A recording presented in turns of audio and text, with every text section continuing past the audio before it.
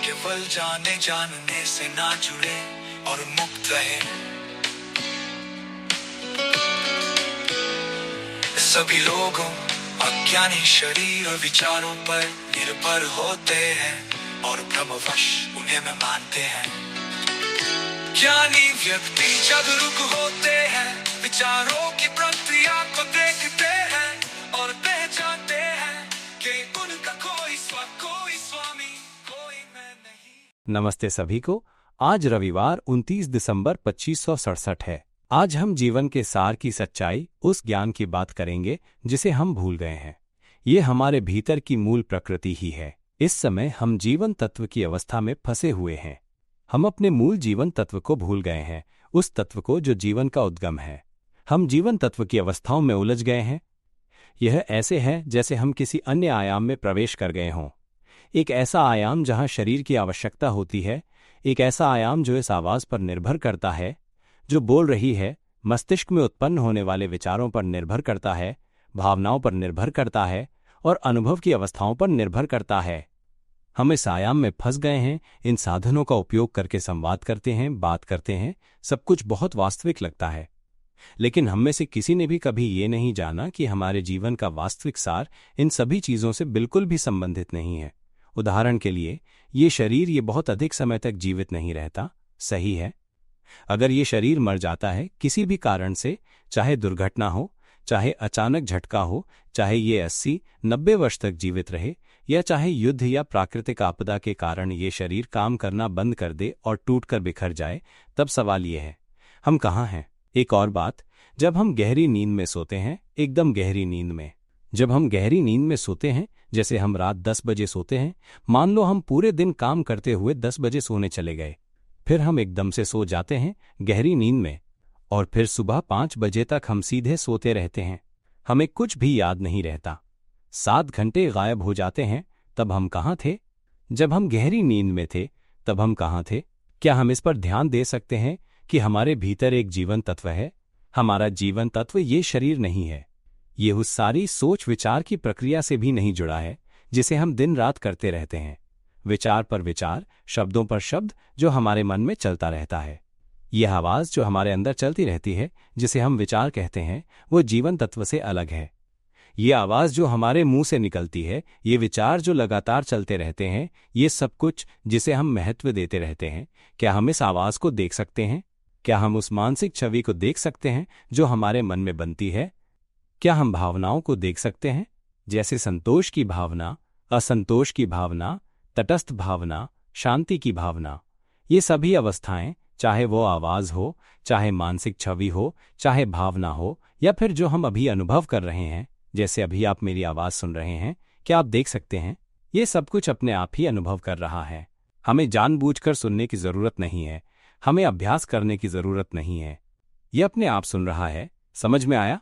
जब हम पैदा होते हैं, माँ के गर्भ से बाहर निकलते हैं, तब ये अपने आप सुनता है, अपने आप देखता है, अपने आप गंध को पहचानता है, अपने आप स्वाद को पहचानता है।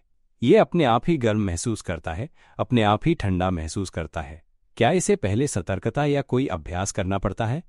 नहीं, इसे कोई अभ्यास नहीं करना पड़ता, कोई इरादा नहीं बनाना पड़ता। ये अपने आप जानता है ना? क्या हम आज कभी ध्यान दिया है कि ये अपने आप सुनता है? तो फिर हम कहाँ हैं? जीवन तत्व ही इसका उत्तर देगा। हमें बस इसी तरह से देखना है, देखना और ध्यान देना है।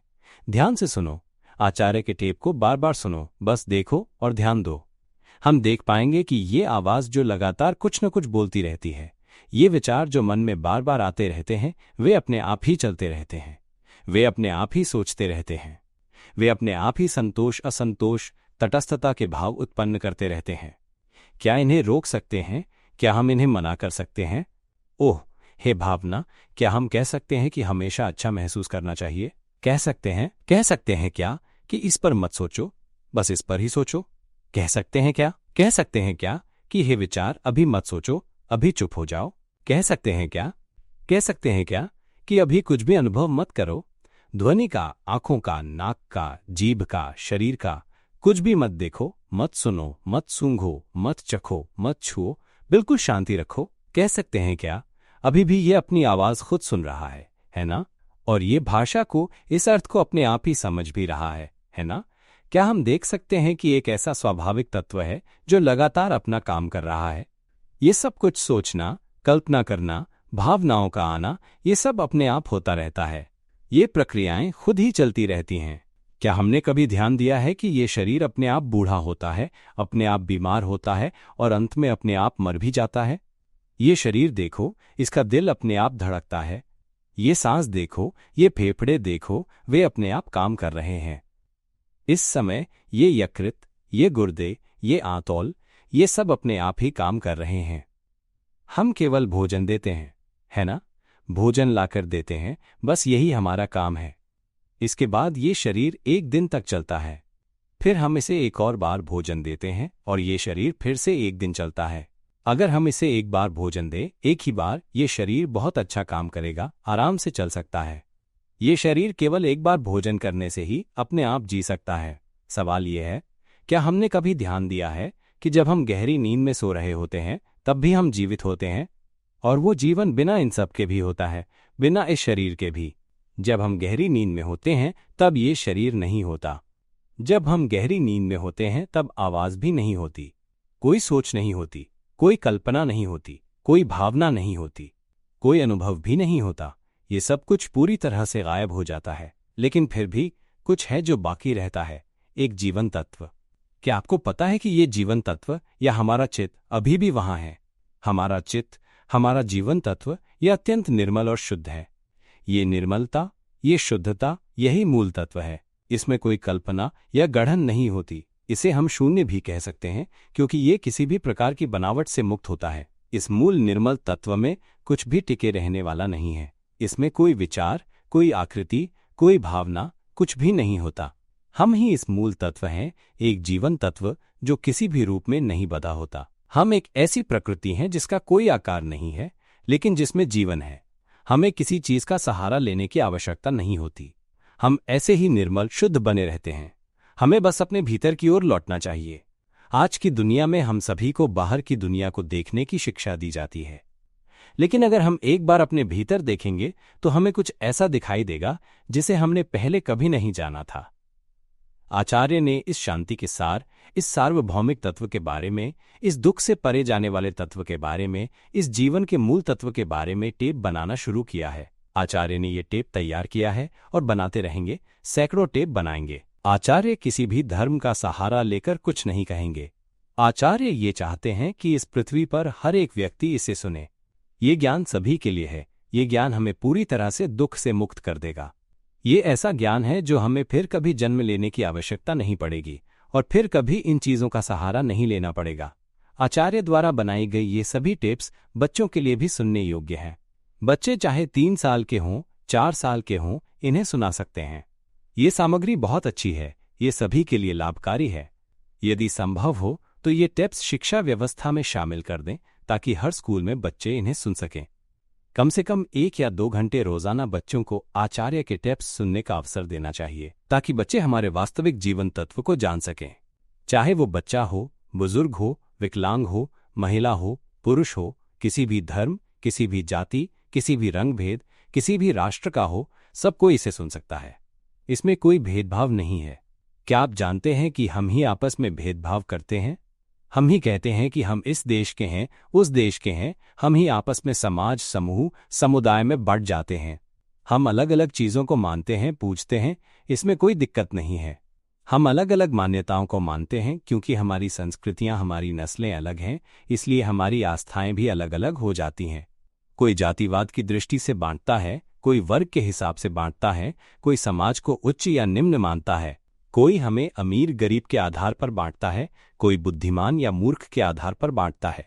हम जो कुछ भी बांटते हैं ये सब संसार की बनावट है, लेकिन एक चीज है जो हम सभी में समान है। क्या आप जानते हैं? वो ये शरीर नहीं है, क्योंकि ये शरीर तो एक जैसा नहीं है। चेहरों में समानता नहीं है, त्वचा के रंगों में समानता नहीं है, लेकिन एक चीज है जो हम सभी में एक जैसी है, वो है चित्त, वो जीवन तत्व। चित्त या जीवन तत्व ही हर चीज की जड़ है। ये मूल तत्व है, ये सभी तत्वों का स्रोत है। क्या आपने कभी विज्ञान पढ़ा है? हाइड्रोजन तत्व ऑक्सीजन के साथ मिलकर एक नया तत्व बनाता है। कार्बन तत्व सिलिकॉन के साथ मिलकर एक नया तत्व बनाता है।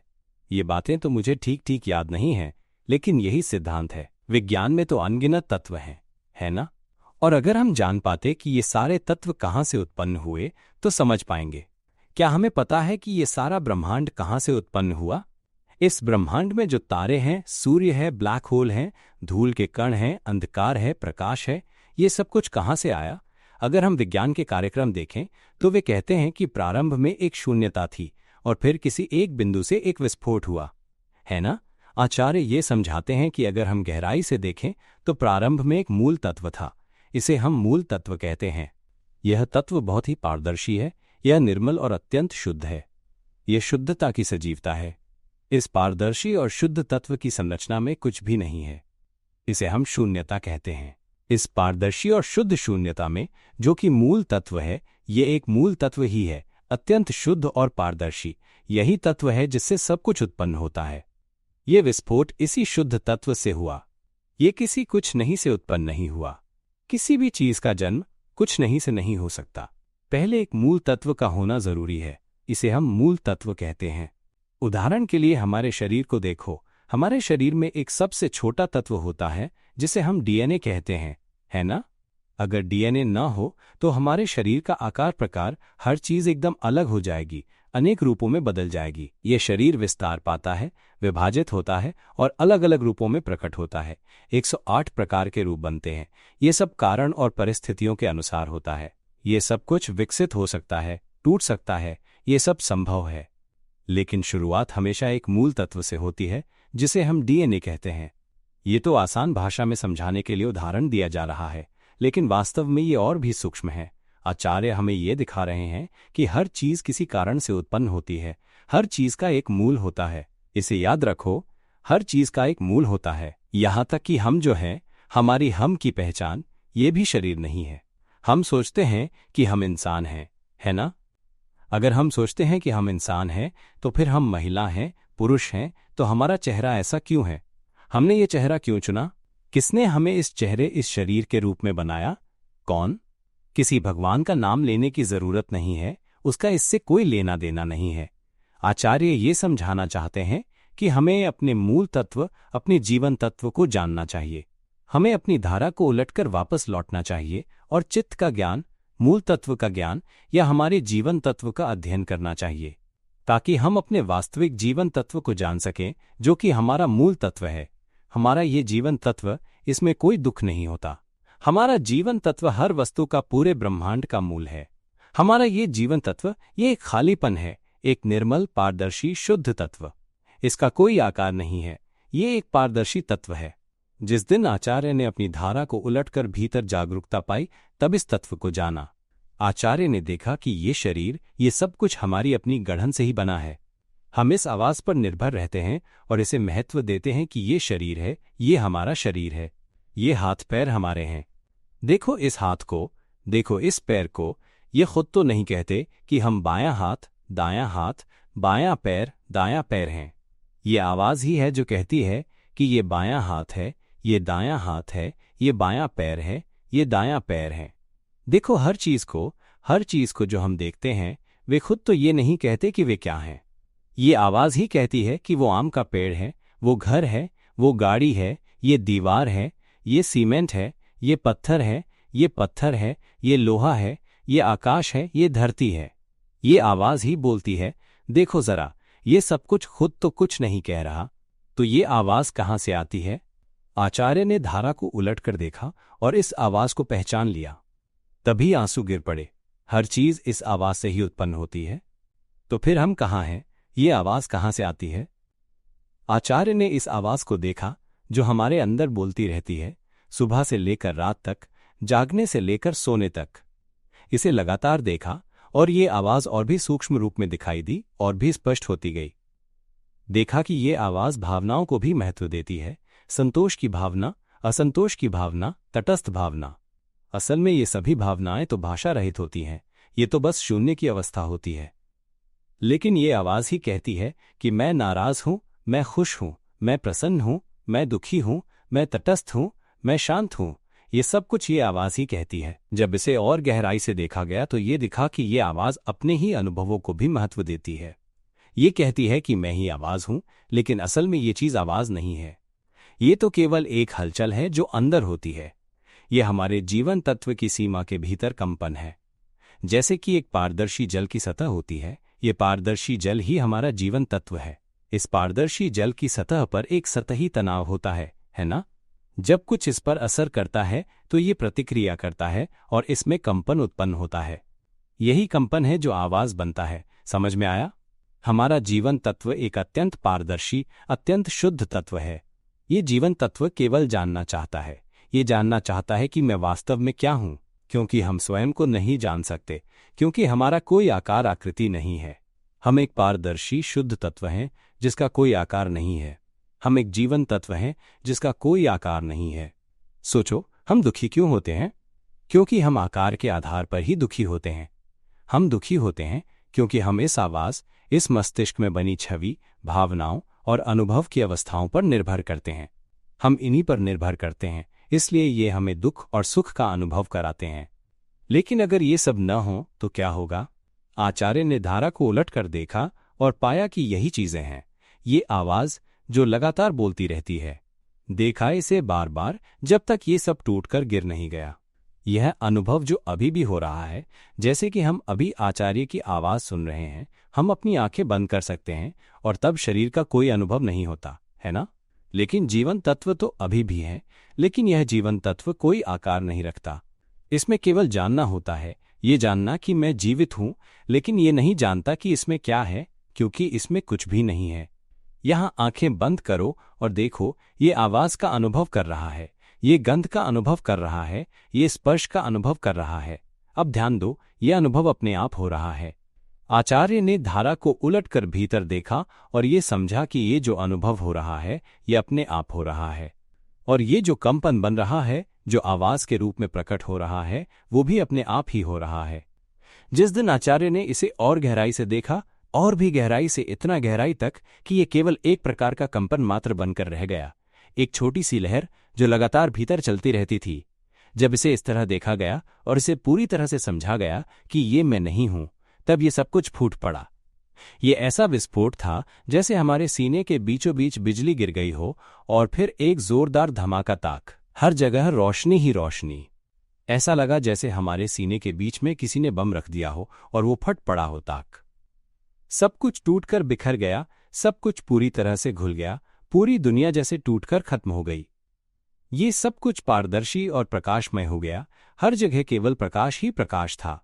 इसके बाद आचार्य के भीतर चित्त या जीवन तत्व के बारे में अनेक ज्ञान उत्पन्न हुए। आचार्य को कोई संदेह नहीं रहा। आचार्य केवल यही जानते हैं कि उन्हें ये कार्य करना है कि सबको इस बंधन से मुक्त कराना है। आचार्य का कार्य है कि इस सत्य को सब तक पहुंचाना है, ताकि सभी लोग अपने जीवन तत्व, अपने मूल तत्व को जान सकें।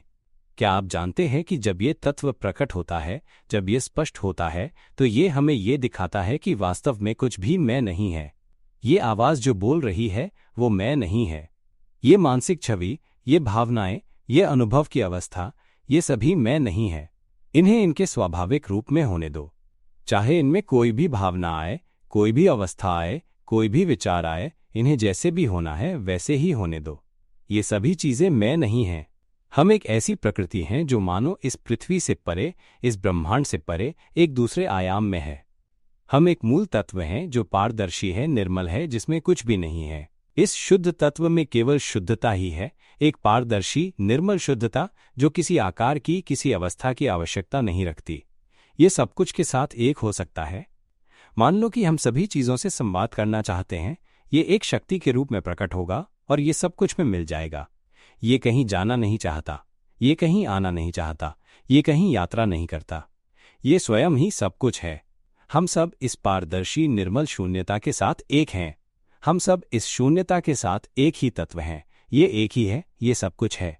हम सब की उपमा ऐसे है जैसे समुद्र का जल, ये संपूर्ण जीवन तत्व है, ये संपूर्ण ब्रह्मांड है। समुद्र से एक बूंद जल निकाल लो, बस एक बूंद।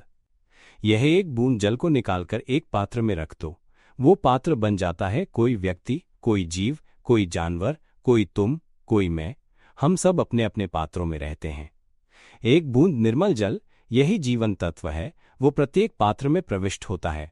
सूअर, कुत्ता, मछली, मुर्गा, झींगा, सीप, केकड़ा, पक्षी, कीड़ा, केंचुआ, चाहे वे जमीन के नीचे हों, जमीन पर हों, पानी में हों, सतह पर हों या हवा में हों, ये सभी छोटे छोटे प्राणी, सभी में एक निर्मल जल की बूंद होती है जो जीवन तत्व के रूप में उनमें विद्यमान है। यहाँ तक कि हम सभी भी हम ये मान लेते हैं कि हम ये शरीर हैं, लेकिन हम ये शरीर नहीं हैं। हम वही पारदर्शी तत्व हैं, वही एक छोटी सी जल की बूंद, वही निर्मल तत्व। और फिर जब एक दिन हम धारा को उलटकर अपने भीतर की ओर देखेंगे तो हमें ये दिखेगा कि ये शरीर हमारा नहीं हो सकता, क्योंकि ये ज्यादा देर तक नहीं टिकता। ये शरीर तो बस एक अस्थायी आवास है, जैसे हम किसी सीप के खोल में रहते हों। हम खोल बदलते रहते हैं, शरीर बदलते रहते हैं। जब ये शरीर मर जाता है तब हमारा जीवन तत्व, ये चित्त, एक नया शरीर खोजता है। और फिर हम अपने को पानी का प्राणी, आकाश का प्राणी, धरती का प्राणी या जमीन के नीचे रहने वाला प्राणी मानने लगते हैं। हम लगातार भ्रम में रहते हैं कि हम ये हैं, वो हैं और यही हैं। लेकिन जानते हो, जब ये शरीर किसी कारण से मर जाता है तो हमारा जीवन तत्व फिर से एक नया शरीर ढूंढ लेता है और फिर से एक नया रूप ले लेता है। फिर हम ये भ्रम पाल लेते हैं कि हम अभी भी वही प्राणी हैं। जन्म लेते हैं, फिर भोजन करते हैं, खाते हैं, फिर सोते हैं, फिर भोजन की तलाश करते हैं, खाते हैं, सोते हैं, खाते हैं, एक दूसरे को खाते हैं, एक दूसरे से नाराज होते हैं, एक दूसरे को नष्ट करते हैं। कोई हमें खाता है तो हम उससे नाराज होते हैं, हम किसी को खाते हैं तो वो हमसे नाराज होता है। इसी तरह ये चक्र चलता रहता है, एक दूसरे से जुड़े रहते हैं, एक दूसरे को खाते हैं। हम जब नया शरीर बदलते हैं तब भी यही सिलसिला चलता रहता है। हम उसे खाते हैं और अंततः वो हमें खा जाता है। शरीर मर जाता है और ये चित्त, ये जीवन तत्व फिर एक नया शरीर खोजता है। इसी तरह ये चक्र चलता रहता है, बार बार जन्म लेना, खाना, सोना और मरना, जन्म, भोजन, निद्रा और मृत्यु, इसी चक्र में घूमते रहते हैं। कुछ जीव ऐसे होते हैं जिनमें हम केवल 2 दिन के लिए रहते हैं और फिर उनका जीवन समाप्त हो जाता है। कुछ जीव ऐसे होते हैं जिनमें हम 1 सप्ताह तक रहते हैं और फिर मर जाते हैं। कुछ जीव ऐसे होते हैं जिनमें हम 2 महीने तक रहते हैं और फिर उनका जीवन समाप्त हो जाता है। हर प्राणी की आयु सीमित होती है और जिस भी शरीर में हमारा जीवन तत्व प्रवेश करता है वो केवल अस्थायी पात्र होता है। समझ में आया? लेकिन ये चित्त, ये जीवन तत्व, ये अमर है, इसका कोई आयु नहीं है। ये न तो कभी जन्म लेता है और न कभी मरता है। ये कहीं जाता नहीं, कहीं आता नहीं। ये सब कुछ के साथ एक है, ये सब कुछ का हिस्सा है। और फिर एक दिन जब भीतर की ओर ये ज्ञान आया, आचार्य ने भीतर जाना और ये सब कुछ टूट कर बिखर गया। ये सब कुछ पूरी तरह समाप्त हो गया। ये मैं एक इंसान हूं की अनुभूति भी पूरी तरह समाप्त हो गई।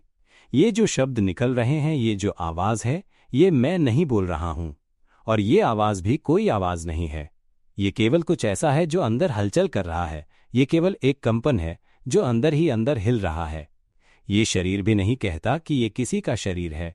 और इस तरह से सब कुछ से परे हो जाता है।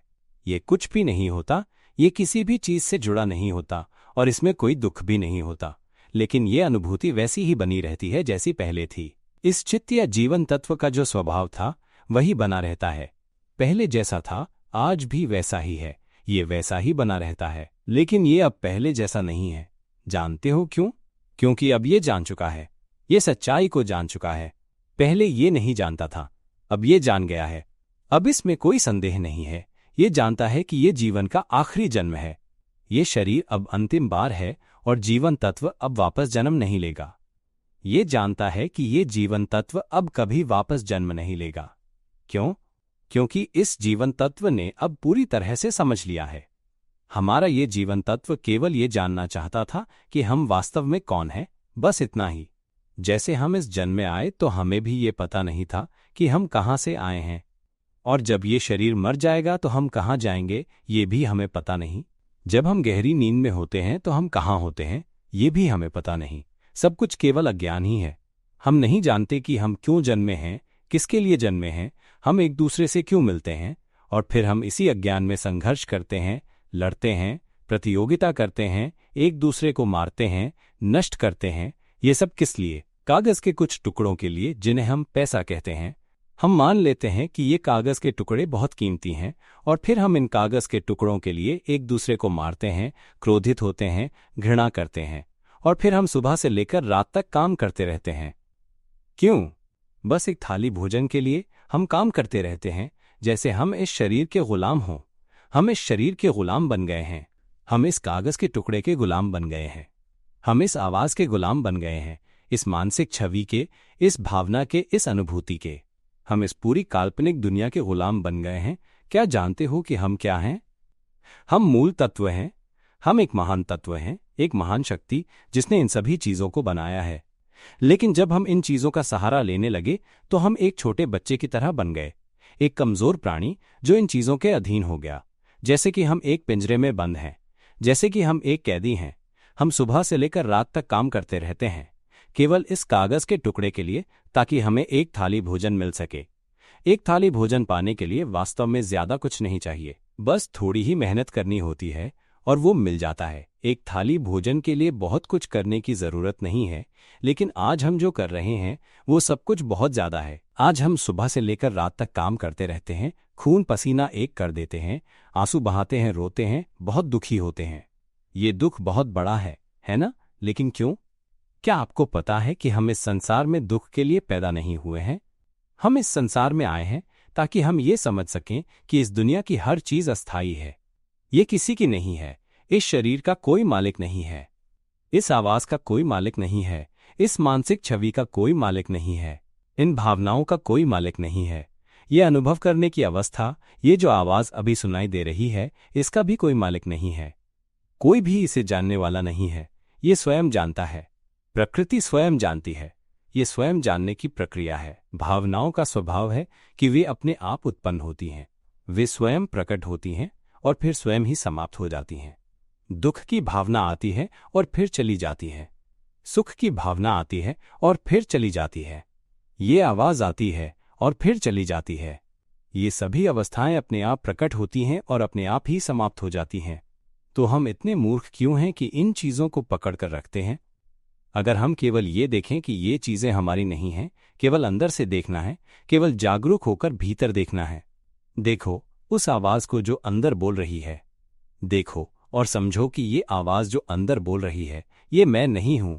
ये केवल एक प्रकार की हलचल है, कुछ ऐसा जो अंदर कंपन कर रहा है। देखो, इसे छू नहीं सकते। इस आवाज का कोई वास्तविक रूप नहीं है। और फिर भी हम इस आवाज को पकड़कर दुखी होते रहते हैं। हम सोचते रहते हैं, सोचते रहते हैं और इसी सोच से हम मानसिक बीमारियों से ग्रसित हो जाते हैं।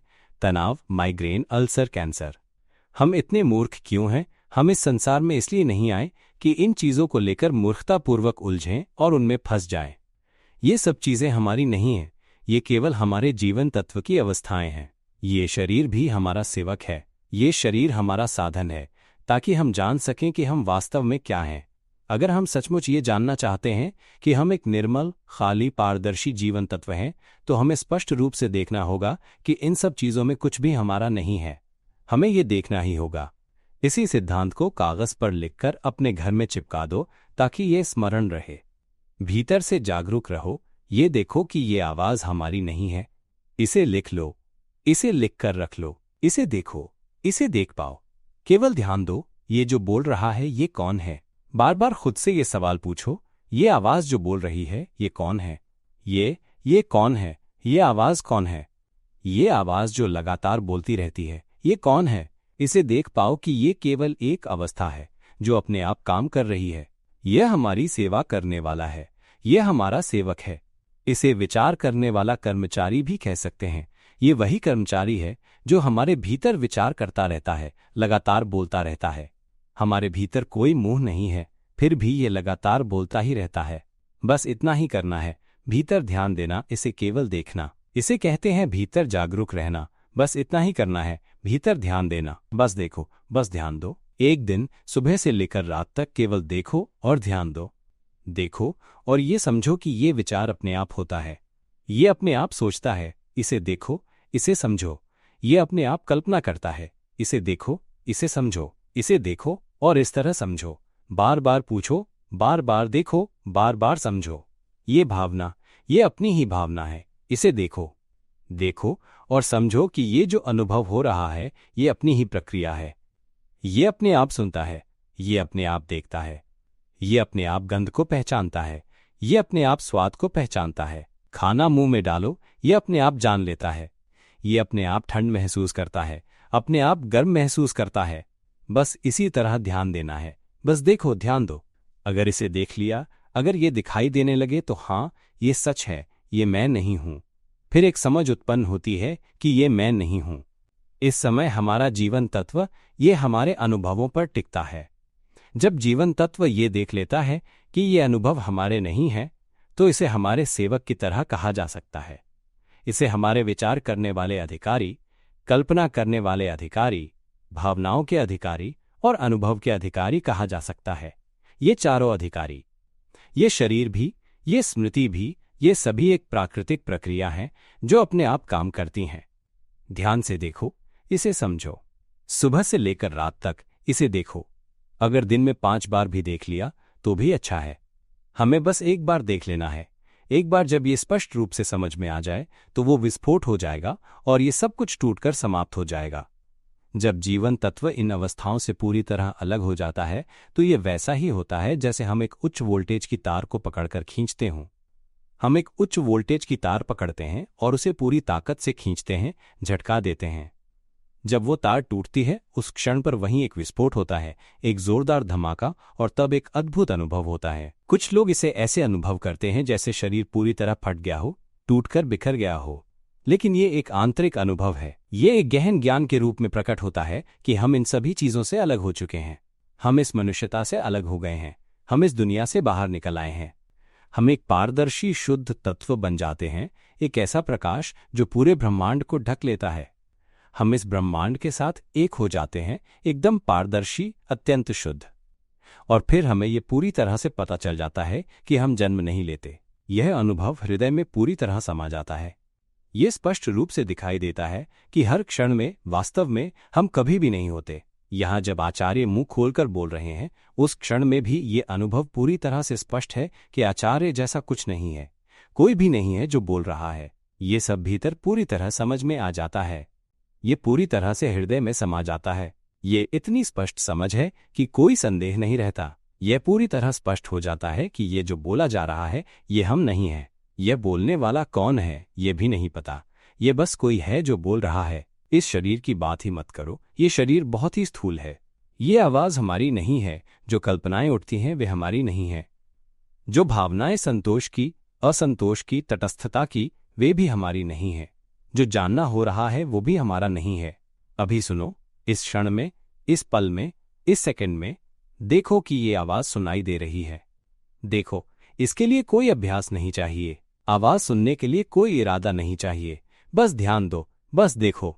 आचार्य की आवाज को ध्यान से पकड़ो। जब आचार्य बोल रहे हैं उनकी आवाज पर ध्यान दो। देखो कि आचार्य की आवाज बस एक हलचल है, एक प्रकार की कंपन है जो हमारे चित्त के भीतर हो रही है। भीतर की ओर देखो, उस जीवन तत्व में, अपने भीतर गहरे में जहां ये चेतना है। इसे चेतना कहो या जीवन तत्व कहो, एक ही बात है। अब अपनी आंखें बंद कर लो। अभी इसी क्षण शरीर नहीं है। आंखें बंद करके बस उस आवाज पर ध्यान दो। तुम्हें आवाज सुनाई देगी, गुरु की आवाज जो चेतना में गूंज रही है। अभी ये एक वाक्य है, एक शब्द है, एक वाक्यांश है। अभी इस क्षण में आवाज समाप्त होते ही ये खाली हो जाता है, कुछ नहीं बचता। जैसे ही आवाज आती है ये फिर से जानता है। देखा क्या? ये अपने आप जानता है। जैसे ही आवाज समाप्त होती है सब कुछ खाली हो जाता है, माइनस न जानने वाला रहता है, न आवाज। लेकिन जैसे ही आवाज फिर से आती है ये फिर से जानता है। देखा क्या? देखा क्या? देखा क्या? इसे इस तरह से देख सकते हो। देखो कि ये अपने आप जानता है। और ये जानने की अवस्था कहाँ है ये भी पता नहीं चलता। और वो आवाज कहाँ है ये भी पता नहीं चलता। ये केवल उस खाली पारदर्शी जीवन तत्व की हल्की सी लहर जैसी ही है। ये जीवन तत्व के चारों ओर कहीं किनारे पर ही कंपन कर रही है। क्या हम देख सकते हैं कि इसमें कोई मैं नहीं है जो जान रहा हो? क्या हम देख सकते हैं कि इसमें कोई मैं नहीं है जो जानता हो? क्या हम देख सकते हैं कि ये जो बोला जा रहा है ये मैं नहीं बोल रहा हूं, ये मैं नहीं सोच रहा हूं, ये मैं नहीं हूं जो कोई भावना रख रहा है? ये भावनाएं अपनी प्रकृति के अनुसार स्वयं प्रकट होती हैं। ये भावनाएं हमारी नहीं हैं, वे केवल प्रकृति का एक हिस्सा हैं। मूर्ख व्यक्ति उन भावनाओं में ही डूबा रहता है। दुख, बहुत दुख, बहुत दुख, बहुत दुख। आइसक्रीम नहीं मिल रही, बहुत दुख। सेब खरीदने के लिए पैसे नहीं है, बहुत दुख। पाव भुना हुआ अंडा खाना है, नहीं मिल रहा, और फिर हम रोते रहते हैं, बहुत दुख, बहुत दुख। उसने हमें छोड़ दिया, बहुत दुख। कर्ज चुकाने के पैसे नहीं हैं, बहुत दुख। लेकिन जब हम दुख में डूबे हुए हैं, तब क्या हम देख सकते हैं कि ये अवस्था केवल एक प्राकृतिक प्रक्रिया है? इसमें कोई कौन दुखी नहीं है। ये तो बस एक प्रक्रिया है जो हमारे विचारों से उत्पन्न होती है। हम सोचते हैं, हम कल्पना करते हैं। मान लो कि हम सोच रहे हैं, हम चुपचाप बैठे हैं, इस समय पूरी तरह से शांत, पूरी तरह से आराम में। फिर अचानक एक विचार आता है, मुझे पका हुआ अंडा और पका हुआ सूअर का मांस खाना है। हमने अपने भीतर यह विचार पैदा किया, मुझे पका हुआ सूअर का मांस चाहिए और उसमें अंडा भी हो। हमने अपने मन में यह दृश्य बनाया। हम पहले से ही आराम से बैठे थे, कुछ नहीं था, कोई भावना नहीं थी। लेकिन हमने सोचा, हमने कल्पना की पका हुआ सूअर का मांस एक प्लेट में रखा है और उसमें अंडा भी है, गरम चावल और उसमें पका हुआ अंडा भी हो। हमने अपने मन में कहा, ओहो, अगर हमें नरम नरम पका हुआ सूअर का मांस और नरम नरम पका हुआ अंडा मिल जाए, फिर गरम चावल भी हो, तो कितना अच्छा होता। देखो, जैसे ही हमने ये तस्वीर अपने मन में बनाई, ये विचार आया, तब सवाल यह है, क्या हम जानते थे कि हम ऐसे सोच रहे हैं? क्या हमें पता था कि हम ऐसा विचार कर रहे हैं? क्या हम इसे देख सकते थे? जब हम ऐसा सोचते हैं तब हम नहीं जानते।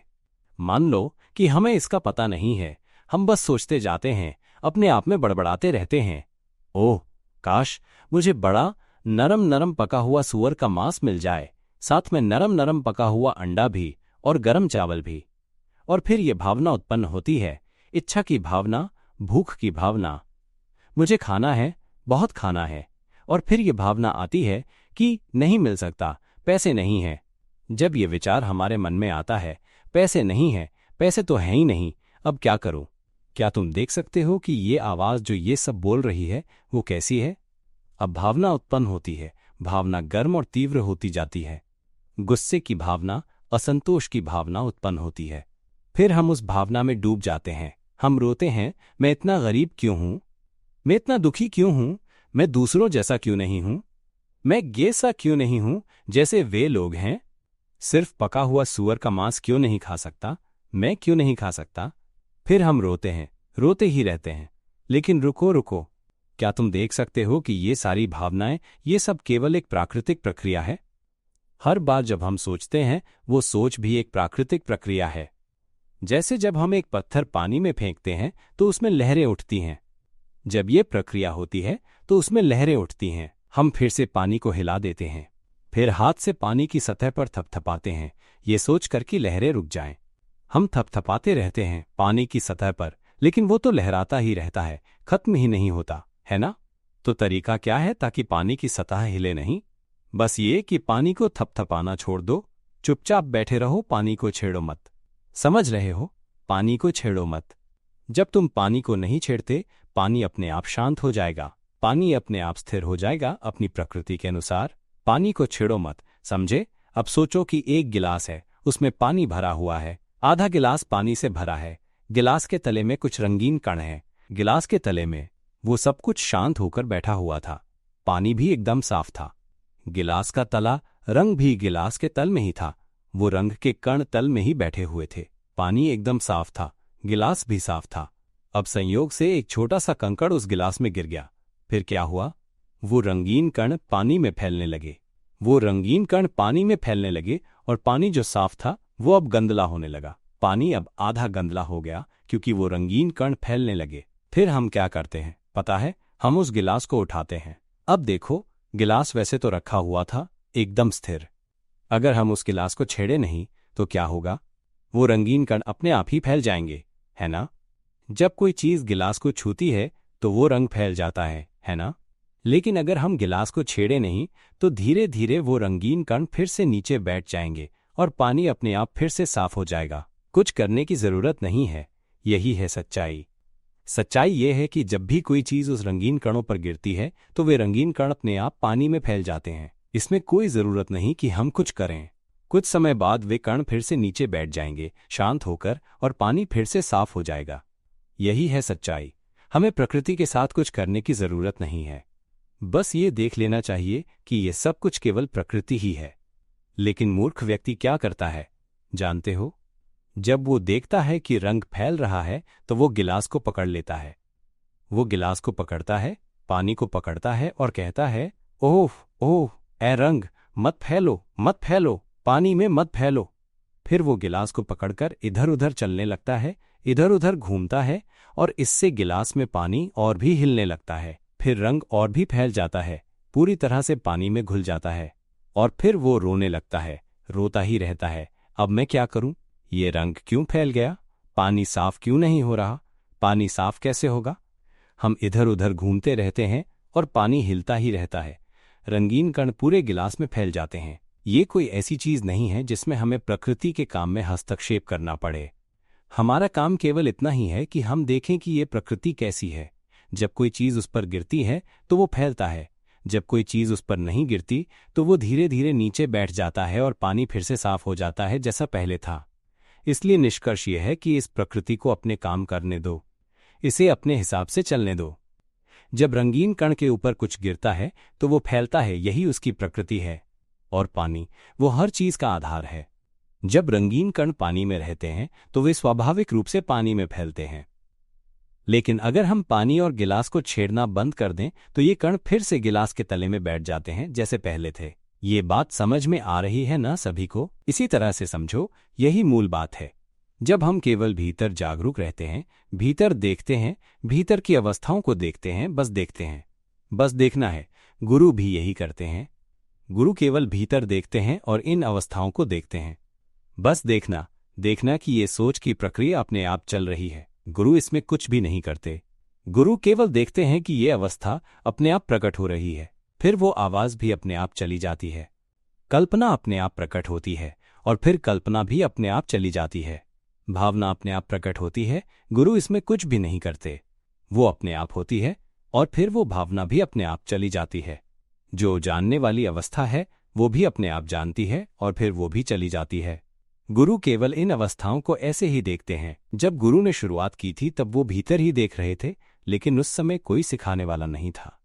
गुरु उसमें ही बह जाते थे, उसमें डूब जाते थे, हर समय उसे देखने के लिए बहुत परेशान रहते थे, कोशिश करते थे कि उसे देख सकें, पूरा दिन इसी में लगे रहते थे। ये बहुत थका देने वाला था।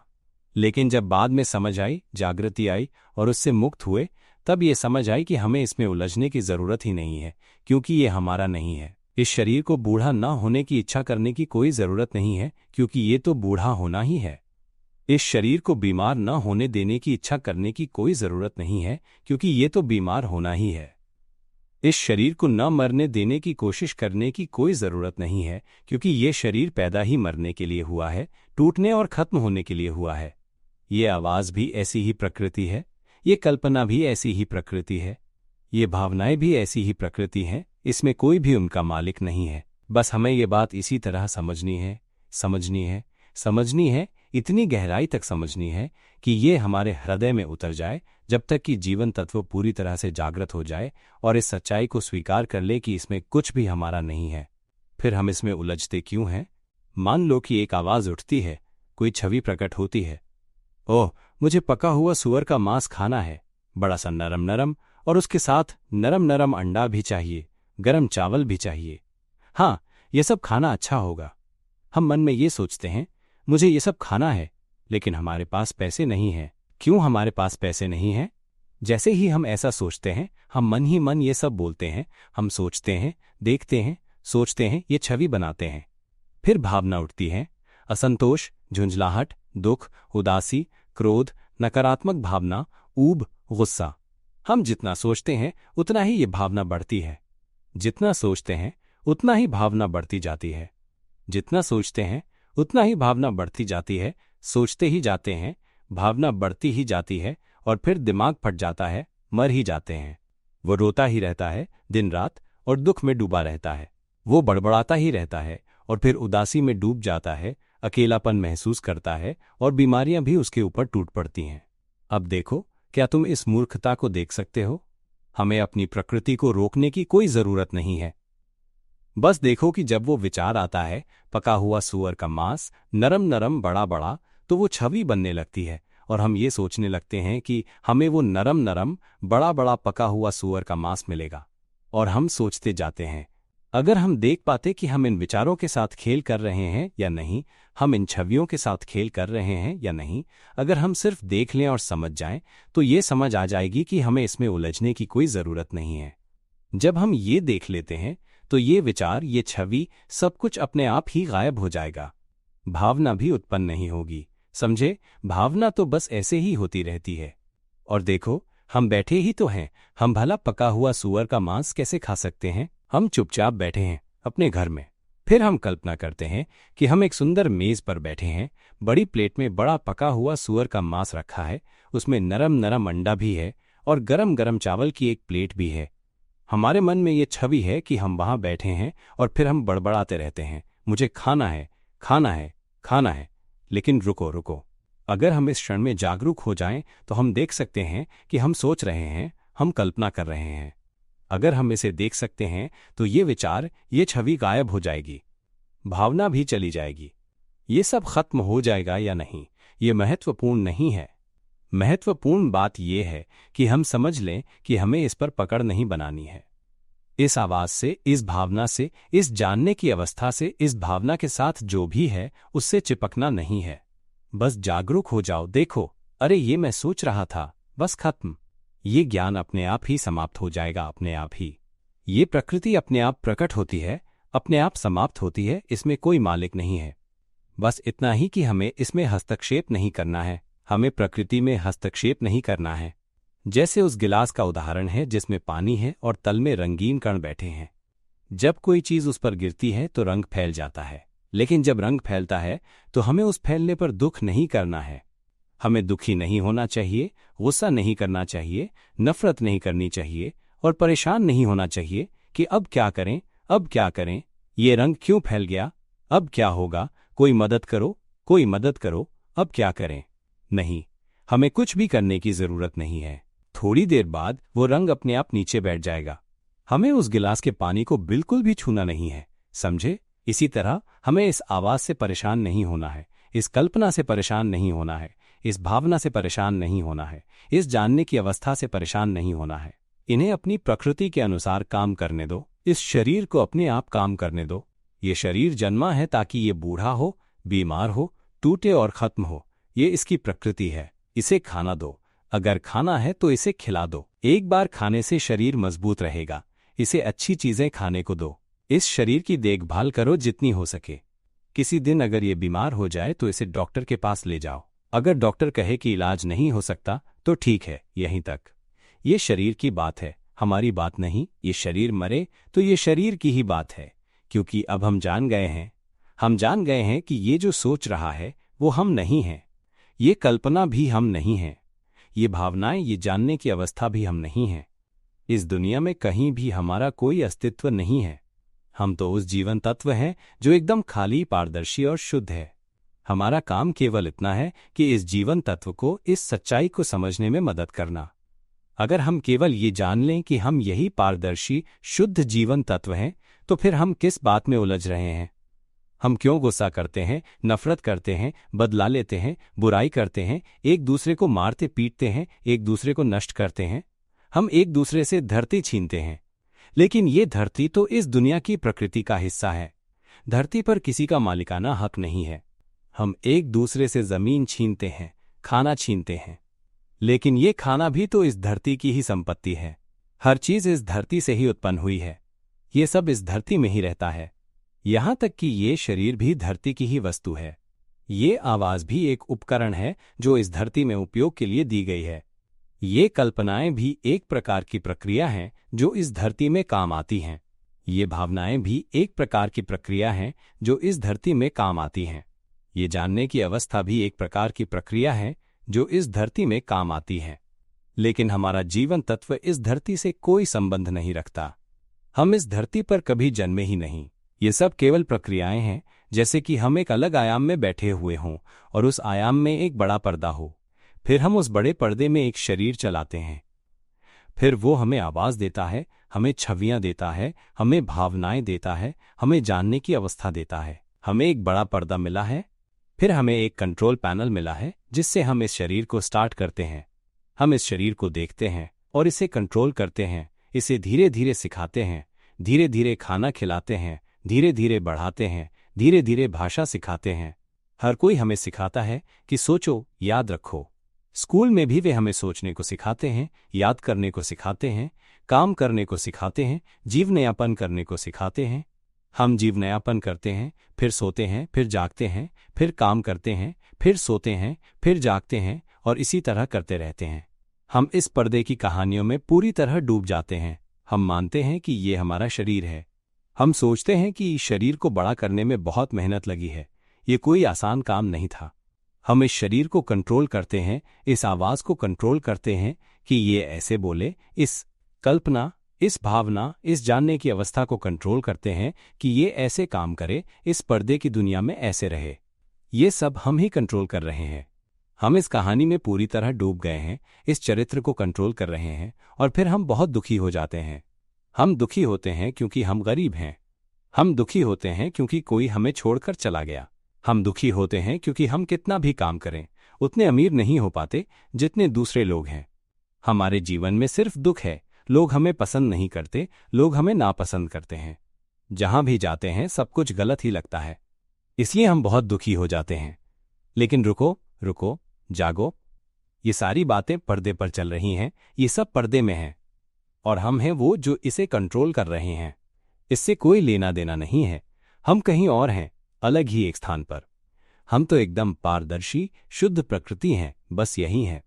और जो कुछ भी काम कर रहा है उसमें कुछ भी हमारा नहीं है। यह आवाज जो गुरु अभी बोल रहे हैं, यह आवाज वास्तव में कोई वास्तविक सत्ता नहीं है। यह आवाज तो केवल एक माध्यम है जिससे यह बताया जा रहा है कि यह आवाज कोई वास्तविक सत्ता नहीं रखती। यह शरीर केवल एक साधन है जिससे हम शरीर को त्याग दें। यह आवाज केवल एक साधन है जिससे हम आवाज को त्याग दें। यह कल्पना केवल एक साधन है जिससे हम कल्पना को त्याग दें। यह भावना केवल एक साधन है जिससे हम भावना को त्याग दें। यह जानने की अवस्था केवल एक साधन है जिससे हम जानने की अवस्था को त्याग दें। क्योंकि इन सब में कुछ भी हमारा नहीं है, बस हमें इसमें चिपकना नहीं है। इसे उपयोग करो लेकिन इसमें उलझो मत। इस दुनिया में रहो लेकिन इस दुनिया की किसी चीज से चिपको मत। इस शरीर में रहो लेकिन इस शरीर को अपनी असली पहचान मत मानो। इस आवाज, इस कल्पना, इस भावना, इस जानने की अवस्था का उपयोग करो लेकिन इनमें चिपको मत। इनमें से कुछ भी हमारी पकड़ में नहीं है। ये सब प्रकृति की तरह हैं, ये अपने स्वभाव के अनुसार होते रहते हैं। जब हम इस ज्ञान को सुनते हैं, गुरु के टेप को सुनते हैं और इस तरह समझते हैं तो हमें ये समझ आता है। गुरु ने पहले ही कह दिया है, हमें गुरु के टेप को साझा करना है, इसे पूरी दुनिया में फैलाना है ताकि इस धरती पर हर व्यक्ति ये ज्ञान सुन सके। ये सच्चाई है। ये वो ज्ञान है जिसे हम पहले कभी नहीं जानते थे। हमने तो हमेशा बाहरी पढ़ाई की, चाहे लाखों डिग्रियां हासिल कर ली हों, लेकिन हम जन्म मृत्यु के इस चक्र से कभी बाहर नहीं निकल पाए। हम जन्म लेते हैं ताकि बूढ़े हों, बीमार हों, मरें और दुख झेलें। हम जन्म लेते हैं ताकि बूढ़े हों, बीमार हों, मरें और दुख झेलें। फिर हम नए शरीर के साथ फिर से जन्म लेते हैं, फिर बूढ़े होते हैं, बीमार होते हैं, मरते हैं, दुख भोगते हैं। फिर से जन्म लेते हैं, बूढ़े होते हैं, बीमार होते हैं, मरते हैं, दुख भोगते हैं। हम इतने सारे शरीर बदल चुके हैं, लेकिन क्या हमने कभी गौर किया कि हम बार बार बस यही करने के लिए जन्म लेते हैं? हम जन्म नहीं लेते ताकि बूढ़े हों, बीमार हों, मरें और दुख भोगें। हम जन्म लेते हैं ताकि ये जान सकें कि हम जीवन तत्व हैं। ये शरीर हमारा नहीं है। ये आवाज, ये कल्पना, ये भावना, ये जानने की अवस्था, ये सब हमारा नहीं है। हम तो केवल जीवन तत्व हैं। जब हमें ये सच्चाई समझ में आ जाती है तो देखो, ध्यान से देखो, ये आवाज जो बोल रही है ये हम नहीं बोल रहे। ध्यान से देखो, बस देखो। ये जानने की अवस्था अपने आप जानती है, ये अपने आप सोचती है, ये अपने आप भावना उत्पन्न करती है।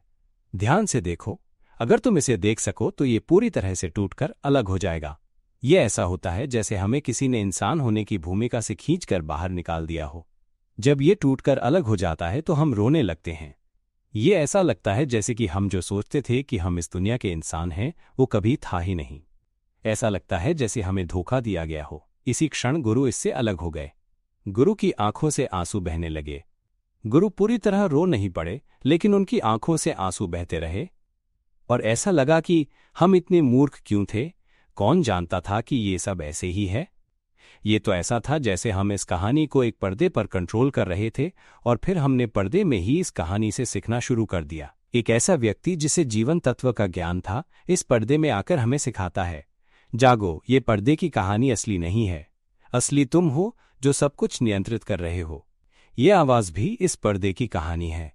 ये कल्पना, ये भावना, ये जानने की अवस्था सब पर्दे की कहानी है, लेकिन असली हम हैं वो जीवन तत्व।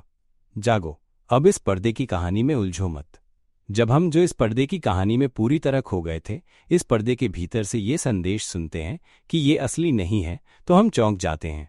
हम चौंक कर उठ बैठते हैं, ओह, हम ही इसे नियंत्रित कर रहे थे। ये तो केवल पर्दे की कहानी है। जब हमें सच्चाई को जान लेते हैं, ये वैसा ही होता है जैसे कोई सो रहा हो और अचानक जाग जाए। हम 1,00,000 जन्मों से सोए हुए हैं।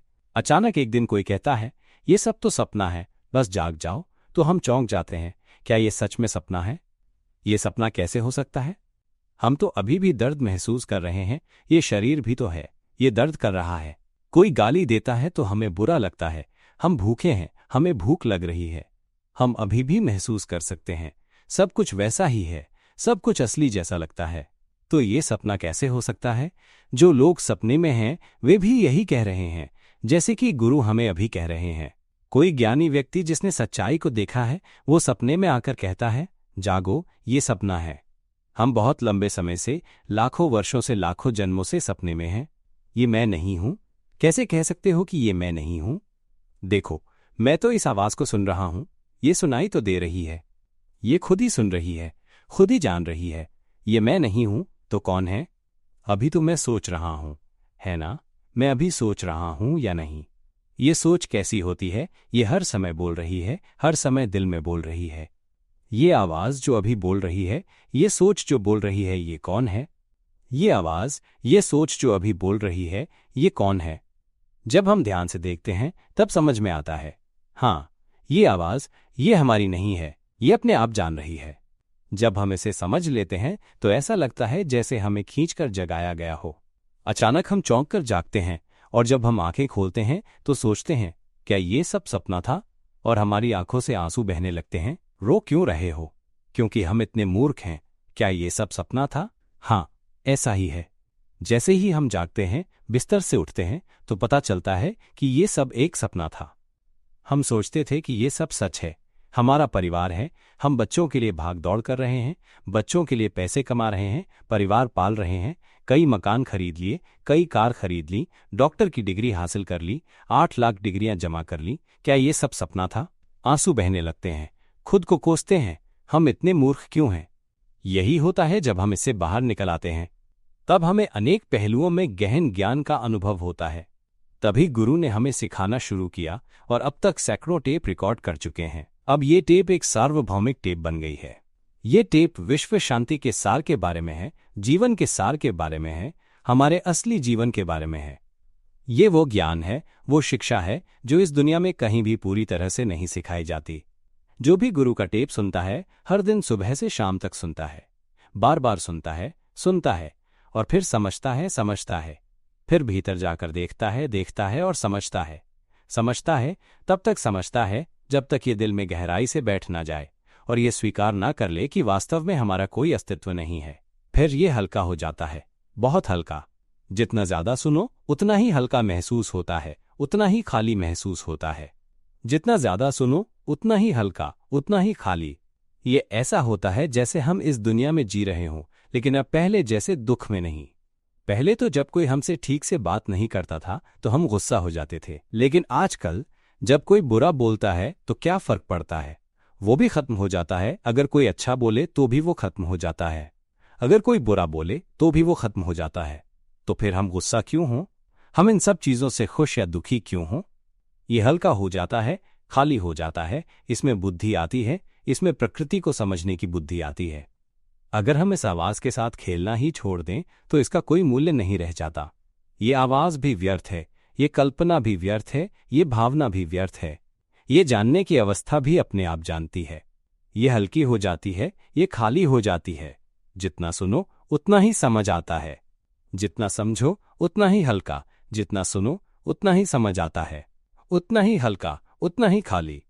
अब अगर हम कोई सामान बेचते हैं और हमें सिर्फ 150 रुपए मिलते हैं तो हम ये नहीं सोचते आज तो कम ही बिका, क्यों? क्या मैं असफल हूं? क्या हमारे पास कर्ज चुकाने के पैसे होंगे? क्या हमारे पास पैसा जमा करने के लिए पैसा होगा ताकि हम इसे जीवन के अंतिम दिनों में इस्तेमाल कर सकें? हम क्या करेंगे? हम इतने गरीब क्यों हैं? ये सब नहीं सोचना है, ये सब नहीं करना है। कोई चिंता नहीं, कोई दुख नहीं, कोई तनाव नहीं। समझ रहे हो? ये वो लोग होते हैं जो विचारों के साथ खेलते हैं, वे ऐसे ही सोचते रहते हैं और फिर दुखी होते रहते हैं, परेशान होते रहते हैं। लेकिन जिनके पास बुद्धि होती है वे सोचते हैं आज 150 रुपए का माल बिका, अच्छा ठीक है, कोई बात नहीं। जो सामान बचा है वो कल फिर बेच देंगे और कुछ खा लेंगे। एक दिन में एक बार खाना खा लिया तो भी ठीक है, बस शांति है। गुरु का टेप सुनते रहो, सामान भी बेचो और बुद्धि भी बढ़ाओ, ये शांति है। इसमें कोई दुख नहीं होता। जीवन को इस तरह से जियो शांति से, बिना दुख के, क्योंकि समझ आ गया है कि जीवन से आखिर लेना ही क्या है। इस दुनिया में ऐसा कुछ भी नहीं है जिसकी हमें जरूरत हो इससे ज्यादा कि हमें शांति चाहिए। चाहे हमारे पास लाखों करोड़ों की संपत्ति हो, चाहे पूरी दुनिया भर के हीरे हों, चाहे सारी दुनिया का सोना हमारे पास हो, चाहे पूरी धरती ही हमें दे दी जाए, लेकिन जान लो हम फिर भी एक ही थाली का खाना खाते हैं। हमारा जन्म होता है, फिर हम बूढ़े होते हैं, फिर बीमार पड़ते हैं और अंत में मर जाते हैं। जब ये शरीर मर जाता है तब चाहे हमारे पास कितना भी पैसा हो, चाहे कितना भी सोना हो, चाहे कितनी भी बड़ी उपाधि हो, कितनी भी बड़ी शोहरत हो, सबका अंत एक ही है। तो फिर क्या बचता है? अंत में ये चित्त तो मूर्ख ही रहता है, बिना ज्ञान के ही रहता है। फिर ये चित्त नया शरीर ढूंढता है और किसी मछली का जन्म लेता है, किसी जलचर प्राणी का जन्म लेता है। ये धन दौलत, ये शोहरत, ये घमंड, ये सब हमारा कुछ भला नहीं करता। ये सब किस काम का? फिर ये चित्त किसी पक्षी के रूप में जन्म लेता है, फिर मारा जाता है। किसी जमीनी जानवर के रूप में जन्म लेता है, फिर मारा जाता है। तो क्या मिला इससे? मनुष्य का जन्म पाना बहुत ही कठिन है, लेकिन जब हमें ये जन्म मिल जाता है तो हम केवल खाने कमाने में, भौतिक चीजों को इकट्ठा करने में, दुनिया भर की चीजों को पाने में ही लगे रहते हैं। अगर तुम बहुत ज्यादा चाहो तो ले लो, पूरी दुनिया ले लो, पूरी धरती ले लो, सारे हीरे, सारा सोना ले लो, फिर क्या? क्या इन्हें खा सकते हो? अंत में तो बस एक थाली का खाना ही खाओगे, समझे? ज्ञानी व्यक्ति, बुद्धिमान व्यक्ति, वो बाहरी चीजों को सीखने में समय नहीं गंवाता, क्योंकि वो पहले ही अनगिनत जन्मों में इन्हें सीख चुका है। हम सब पहले ही हर प्रकार के प्राणी के रूप में जन्म ले चुके हैं, सब कुछ बन चुके हैं। लेकिन एक चीज है जो हम अब तक नहीं जानते, वो है चित्त, हमारा जीवन तत्व। आओ इस ज्ञान को सीखो, आओ इस सच्चे ज्ञान को जानो, फिर हम सभी दुखों से पूरी तरह मुक्त हो जाएंगे। हम फिर से दुख में नहीं लौटेंगे, एक दूसरे को पीड़ा नहीं देंगे, गुस्सा, नफरत, बदला और द्वेष नहीं पालेंगे। गुरु ने ऐसे टेप बहुत सारे बनाए हैं। कई लोगों ने इसे समझा, उनकी आंखों से आंसू बहने लगे और उनका मन इतना हल्का हो गया कि वे पूरी तरह दुख से मुक्त हो गए। और आजकल वे लोग जिन्हें गुरु ने विस्तार से ये ज्ञान सिखाया है, वे सभी दुख से मुक्त हैं। ये ऐसा लगता है जैसे अब वे समझ ही नहीं पा रहे कि क्यों किसी को पीड़ा दी जाए, गुस्सा किया जाए, नफरत पाल ली जाए, लड़ाई झगड़ा किया जाए, मार पीट की जाए।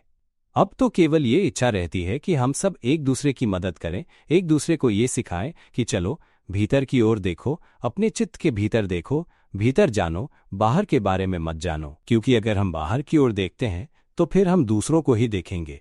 ये व्यक्ति अच्छा है, ये व्यक्ति बुरा है, ये व्यक्ति होशियार है, ये व्यक्ति होशियार है, ये व्यक्ति अमीर है, ये व्यक्ति पापी है, ये व्यक्ति दुष्ट है। फिर हम केवल दूसरों को गालियां देंगे, दूसरों की निंदा करेंगे, बुराई करेंगे, गुस्सा करेंगे, नफरत करेंगे, दूसरों को अपशब्द कहेंगे, दूसरों को नुकसान पहुंचाएंगे। लेकिन अगर हम भीतर देखें, अगर हम भीतर जागरूक रहें, तो हमें केवल यह दिखाई देगा और हम अपने आप से ये कहेंगे, ये सब कुछ मेरा नहीं है। यह अपने आप सोचता है, अपने आप कल्पना करता है, अपने आप भावना उत्पन्न करता है, अपने आप जानता है।